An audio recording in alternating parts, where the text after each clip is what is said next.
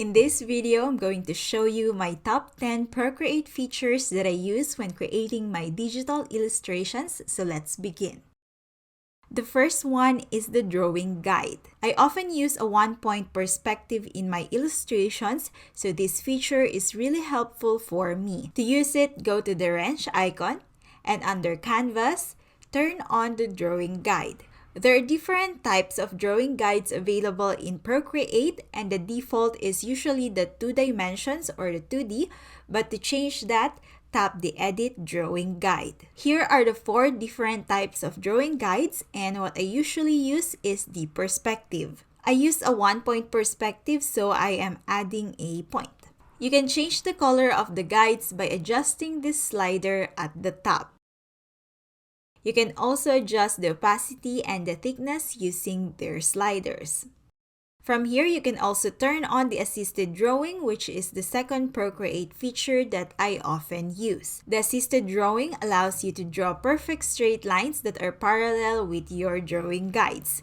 Once those are set up, tap Done in the upper right corner.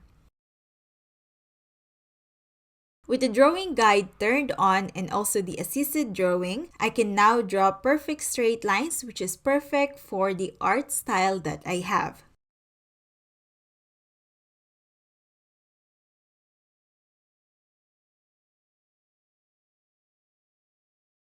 For the assisted drawing feature, you can also enable or disable this feature in the layer menu. Just tap the thumbnail of the layer, then in the options, you can enable or disable it here.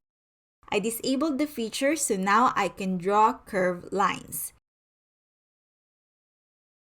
If I turn it on again, I can draw perfect straight lines again. The assisted drawing adapts on the type of drawing guide you are using, so make sure to test this feature out with the other drawing guides. Right now, I'm currently using the one-point perspective drawing guide and the assisted drawing is turned on. With these 2 features, I'm pretty sure that the lines I'm making are in perspective. I'm also using this feature to show that the elements in the illustrations are 3-dimensional.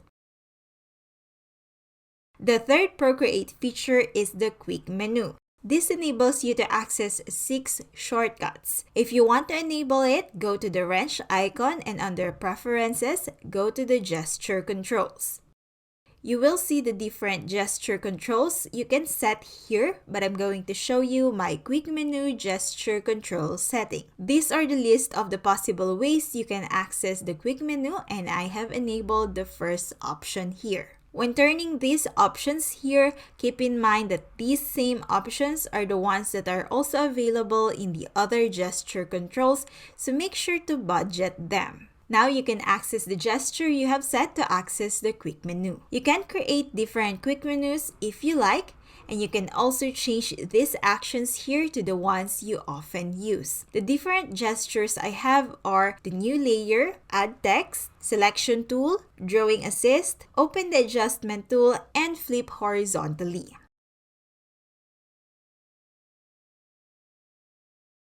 The fourth best Procreate feature is the Selection Tool.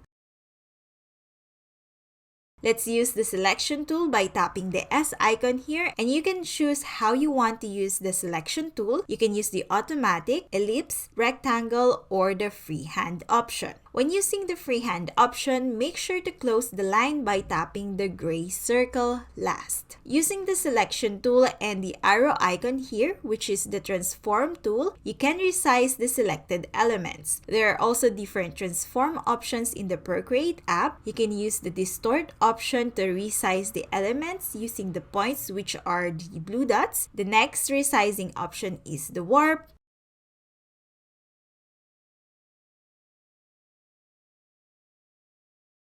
If you want to keep the proportions, you can use the uniform option. The freeform allows you to resize the elements with complete disregard of the original proportions of the selected elements. Once you are done, tap the selection tool again to disable it. I always add plants to my illustration, and I use a dedicated pen for that.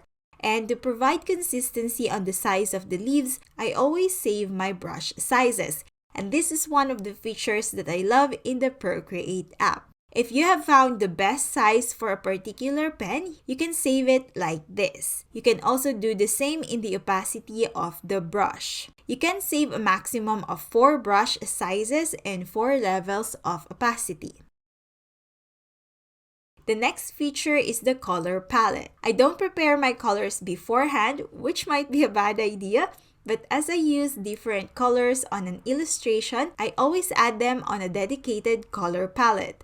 I jump around my illustration sometimes, and to still keep the workflow going, I use the color palette to have the previous colors I have used in easy access.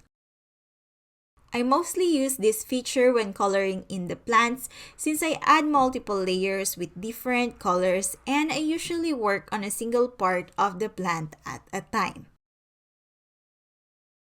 For the next feature, I mostly use this when sketching and when adding shadows to my illustration, which is the reference. To turn it on, go to the wrench icon and under Canvas, turn on the reference. You can add an image or use your canvas. You can zoom in and out in the reference window, and you can also resize the window if you like. You can also reposition the window using the horizontal line at the top. I usually use the canvas to see the overview of the entire illustration while I work on adding shadows. When adding shadows and highlights in an illustration, one of the most important features that I use is the blending modes. You can change the blending mode of a layer in the layer menu. The last PROCREATE feature in this list is the adjustment tool. The adjustment tool has a wide range of uses, and you can try all of those out, but the most important one that I use is the Use Saturation and Brightness option. As the name suggests, you can change the brightness, the saturation, and the hue of the layer you are currently in.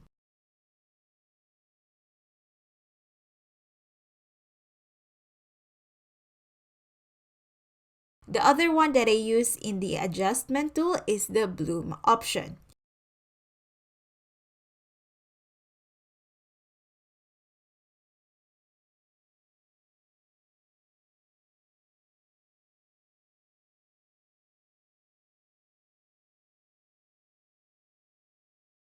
And these are my top 10 PROCREATE features. This is Keizle from 6B Pixel, and until next time, bye!